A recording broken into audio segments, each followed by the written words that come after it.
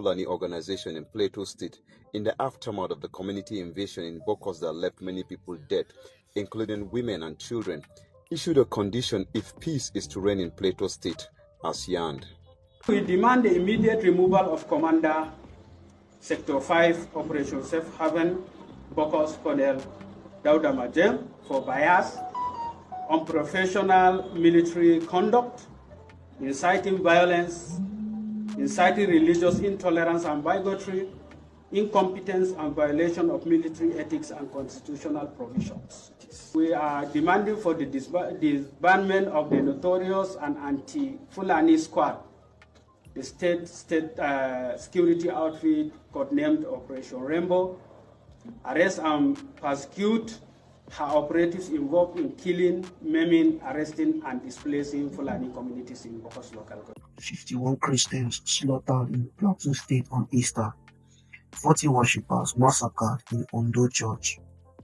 Thousands dead under Buhari and Tinubu watch. Yet, can Christian Association of Nigeria stay silent? Pastors preach, turn the other cheek. Why terrorists burn churches? Should Christians stop going to church? Should we arm ourselves? Today, we break the silence. In 2015, over 50,000 Christians has been killed by Fulani terrorists. Churches burned, women raped, children butchered. Yet, can issue weak statement, then goes quiet.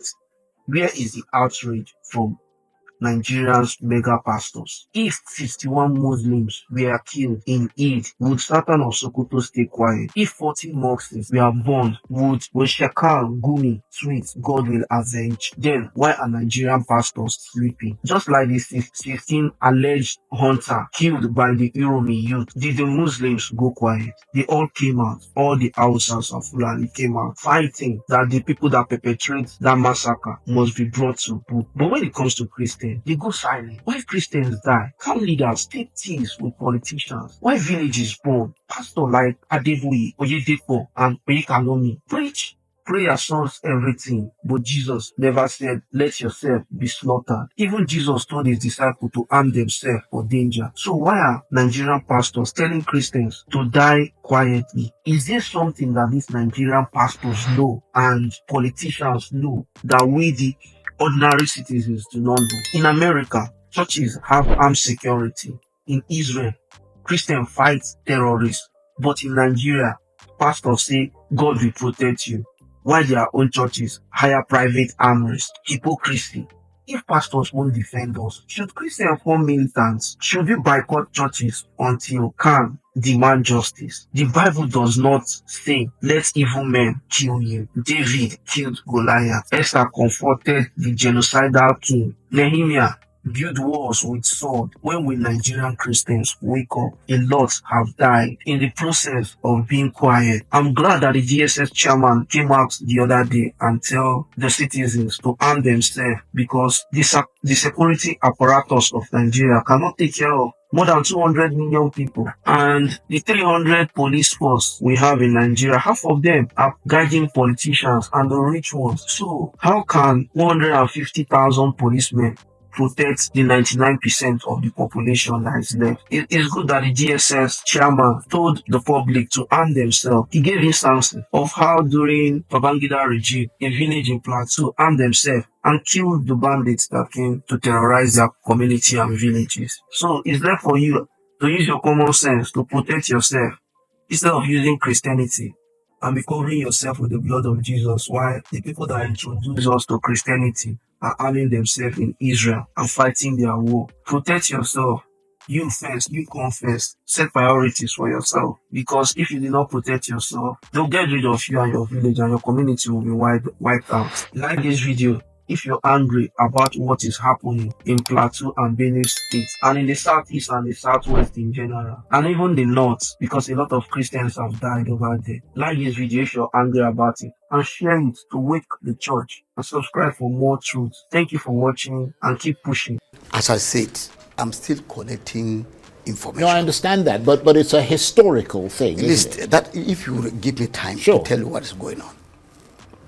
In 2001, I was a personal assistant to a local government chairman when the first crisis started. we live in peace with these Fulanis. But what happened now is something else. Normally, if there is a crisis between the two other farmers or herders, there is a very special way of addressing it. You pass through the normal chiefs and whatever, they reconcile, and everybody goes home. And anybody who is wrong, either the farmers or the herders, they are penalized. But this is a different scenario. And this scenario, I am telling you nothing but the truth, it is above the normal thinking. If you see the real Fulanis that we are staying with, they will tell you a different story, that they wonder how these things are happening. Because they are still there. They are still moving normally with their cattle. But surprisingly, some people will come from the way. In fact, what the governor said, I will agree with him, that it is politically motivated. Because they have a plan. And that plan is to grab the land. Right. Which I don't want to even go into details, because, as I said, there are things I'm trying to get. I understand that. Yeah.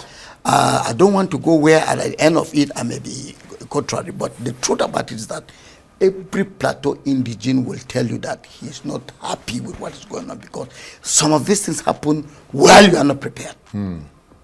They come, go, and vanished. You can't get them. If you arrest one or two, tomorrow we see him back in the street. It is a painful story.